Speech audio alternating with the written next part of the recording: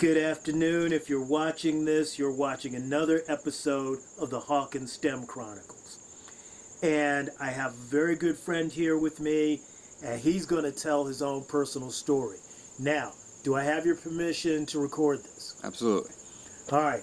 For the record, just state your first name. EJ. All right. Now, you and I have been talking for a while about Hawkins STEM and what this project is and what we're doing. But when I met you, you were out in front of your house and you had a device. What device did you have?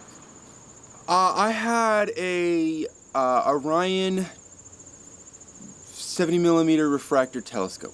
All right. So that's not like a cell phone No. or a car or something that most people would have. No, it is not.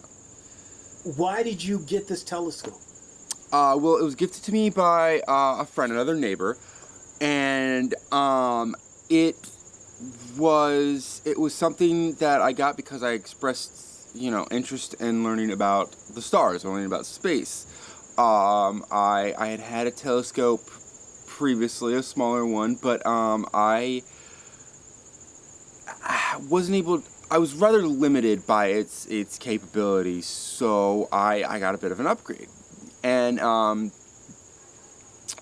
there I was able to make out the rings of Saturn, more specifically. I took it out to a place with less light pollution, was able to see the Andromeda Galaxy. Now, I hate to interrupt you, but when you say light pollution, what do you mean?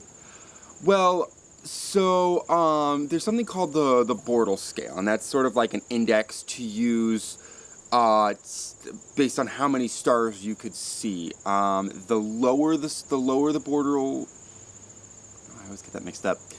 The higher the scale. Bottom line, it's to determine light pollution, sometimes real pollution.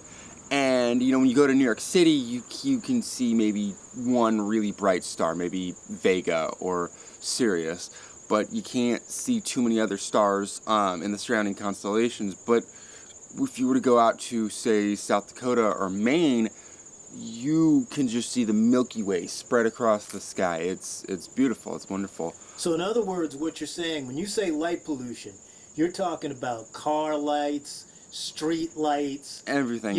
Everything which is going to make it so that the sky does not look as dark as it could look.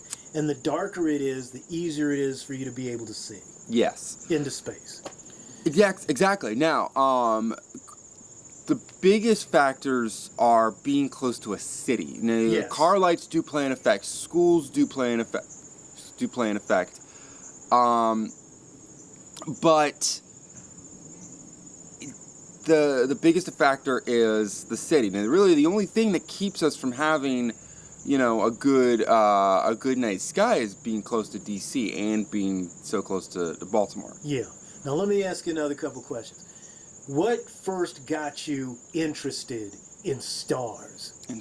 Well, real answer is when I was a kid and I first saw Star Wars for the first time. More professional answer, I first got into astronomy as an amateur hobby about maybe 5, 6, 7 years ago. Okay. And from there, I sort of spawned a desire to want to pursue it as a career. So let me see if I got this straight. You're curious about stars. Very much. You went from curiosity to, I'm going to do something about that curiosity. Yeah. And, before someone gave you a present of a telescope, what were you doing to look at the stars? What was the next step? The next step was naked eye. You can actually look at do a lot with the naked eye. I went on a night walk last night actually, and I was able to see Cassiopeia. Cassiopeia is one of my favorite constellations, Okay. and it's notable by its W shape. Now, sometimes that W is turned on its side, sometimes it's right side up, depending on the time of night and the orientation. But you can pinpoint, even if you can't see it with your night sky scale, you can pinpoint from from one little arrow of Cassiopeia that's where Andromeda is. And from there, you can figure out where Perseus is, and then from there, you can figure out where Taurus is. They're all in an order. And if you know that order, you can just look at the blank night sky and say that is Vega. I can tell. Okay, now don't let me forget, because we got to come back to that. Because what you said was really important for a lot of reasons, specifically where you currently live. But anyway, going back. So, first step was you were curious about the stars. You're trying to figure out what stars were. The next thing is you went from that to just looking up at the night sky. You know, maybe you went to the library, got some books. Maybe you were asking people, and you were like, you know, you're going to the next step. Then you go to the other step. Somebody makes a present of a telescope for you. After the telescope, and because you were out there, man, you were out there on a regular basis looking at the night sky. What was the next step? The next step was enrollment with my community college. I started taking classes. I started meeting with an actual astronomy professionals, and that's currently where I am. Okay, now let's break that up a little bit. Sure. So you're sitting around and you're thinking, I got all these questions. I want to know more. I'm guessing that you have friends who know about astronomy, who are curious about astronomy. Maybe they live in your neighborhood, maybe they don't. But you found people to go out to reach out to, right? How did you find these people? Well, it started with an astronomy class. All right. Astronomy 101. From there, I got in touch with the professor of that class. I also did a project. We did me and 3 other people, we did a presentation together. And that same professor and one of the folks from that project, we're now working on a research project with the school. So you're at a community college now. Yes. You worked out something. You started talking to some of the faculty. But from that, they got you involved in a research project. Absolutely. Yeah. So the reason why I'm making a big deal about this is because what you stated is a story for millions of people all over the world and all through time. You were curiosity driven. You wanted to know more. There is a book about a guy, it's over 200 years old, but he got curious about something and he wanted to learn more and he wanted to learn more. Before he knew it, he was able to sail a ship. And he'd never been on a ship before in his life. What book is that? The Interesting Life of Equiano Oladula. Okay. Yeah. Read that. I'll have to show you that book. Actually, we're going to air that book come February. Oh. Stay tuned. Yeah, part of Black History Month, but that's a whole other story. So, but going back though, the other thing that you said that really strikes me was... Get that on camera. Yeah, well, that's okay. You know, nobody's going to hold it against you. You got to drink, your coffee. So anyway, I mean, you're a real human being, right? Real human beings. Last I checked. I mean, I'm glad the camera can't see me now. No, they can't. The AI can't generate a human yet. So anyway, but there was a time when if you wanted to get from point A to point B, you would look up in the sky and you would be able to look at the stars and be able to plot where you're going, to figure out where you're going, to travel in a direction based on the stars. Same thing. I'm not calling any names, but I know some people. I can remember one time, it was on downtown D.C., and I was supposed to meet a friend. And I told her, well, come to thus and such. And she's like, well, where is that? And I said, okay, well, that's pretty much north than west of where you are now. To which he says, well, I don't know what that means. And so I said, okay, well, you know what side the sun sets on, right? And she's like, no, but that's a whole other story. The fact that people could once use, or once did use, the sun rising in the east to automatically know where north, south, and west was, or conversely, you know, if they see where the sun is setting, they can figure out the exact opposite, where they can figure out where east was, they can figure out where north was, they can figure out where the south was. If it's dark, you could look at the stars. Mm-hmm. You know, there's, in this state in particular, that was one of the things. I don't know if you ever heard of the Underground Railroad. Yeah. And you would have people that were enslaved and they were trying to get out of slavery. They would use the stars as a map. Mm-hmm. And the thing about a map is, you know, stars as a map, that's pretty consistent. It is. So, yeah, it is. It is. As long as you know what it is you're looking at, and understand that as the night goes, those stars are going to move. So they are going to shift your position a little bit. So just knowing what it is you're looking at, because like at one point your Cassiopeia is going to be in the east, okay? It's not going to stay in the east all night, though. Right. It's going to move. It's going to do what's called diurnal motion. That's not actually it moving. Yes, stars do move. But what that motion is, that's the motion of the Earth. Uh-huh. Taking the celestial sphere and kind of tilting it around. Okay. Just like the orbit of the sun. The sun's not orbiting. The sun gives the illusion of orbiting. That's our rotation. Right. Yeah, that was a big deal a few centuries ago. Yeah. That's a whole other story. The moon, on the other hand, sorry to interrupt. Go, please. The moon, on the other hand, does do just that. You can actually see. I should have brought a prop. I have this little little sphere that can help demonstrate the rotations of the moon. But with the moon, you actually do see its orbit in real time. The shadow, the lit part, you can always tell where the sun is based on where the lit part is, and the shadow is just the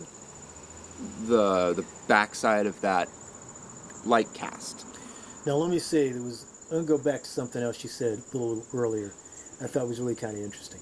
So, you know, we're just going to go ahead and set it. You live in the state of Maryland. Mm-hmm. And once upon a time, you had some major ports in Virginia, in D.C., and in Maryland. Mm-hmm. And again, the people who sailed from point A to point B, they had to know the stars. They had to be able to chart that out. Right. There is another project that I'm working on where you had a man named Andrew, well, it was Major Andrew Ellicott and Benjamin Banneker, and there were a number of other men who worked with them. But Benjamin Banneker specifically, he didn't become an astronomer until he was in his 50s.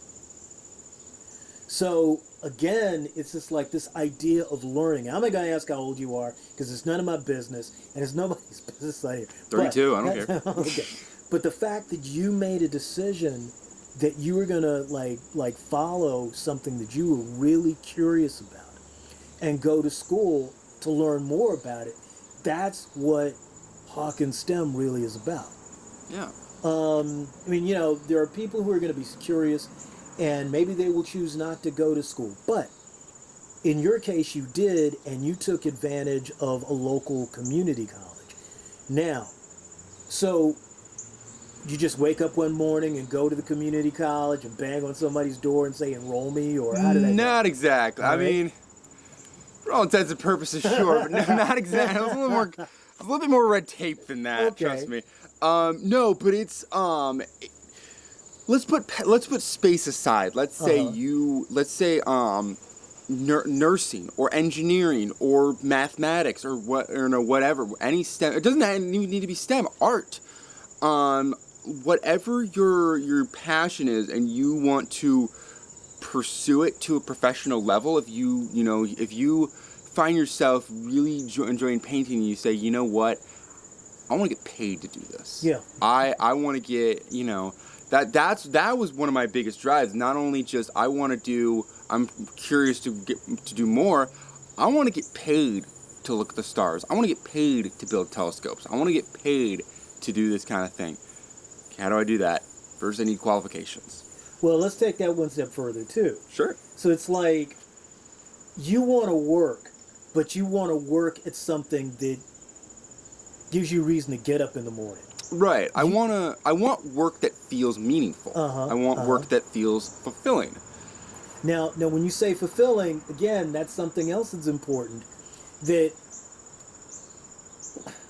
I wish I had a nickel for the people that I see going to work or at work, and they're bored out of their brains, and they hate life, and they hate you for but you're in a situation, and a lot of us are, a lot of people are, where you want something that fascinates you, that you want something that, for whatever period you want to break this into, you're learning something more.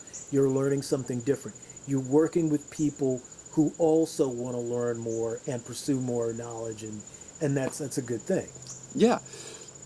No, absolutely. I see people even outside of my field. I see people in the research department who they genuinely love what it is they do. We have another team. I'm not going to discuss details, but we have another team who's going over caterpillars. Another team that's going over cancer cells, potential mutated cancer cells found in bread yeast, and it's just you look at them and it's just like that. We're all brothers and sisters of the same, same desire to learn, same desire to put your name. Maybe some people just want to put their name on a project, and that's cool too. So, but we're all sort of driven by the same thing. To explore and seek out new information. Mm-hmm. All right. Well, I don't want to hold you up. Plus the fact these mosquitoes are really starting to get to me. Oh, it's they say it's fall, but it's not. We're not quite there yet. Yeah. These mosquitoes haven't gone back in their burrows where they belong. If you're watching this again, I'm not. Maybe you're interested in astronomy. Maybe you're not. Maybe you're interested in something else. Maybe whatever. The bottom line is you are welcome here. And if you're interested in STEM, engineering, math, science, whatever science you want to tag on to, you are welcome here. We want you to come. We want you to come back. There will be more in this. And please watch this video, send it to your friends, like and subscribe. So with that, I want to say thank you. Thank you. Thank you very much. And it's been a pleasure talking to you. Thank you. Thank you for having me. All right. Have a great day. All right. Bye-bye.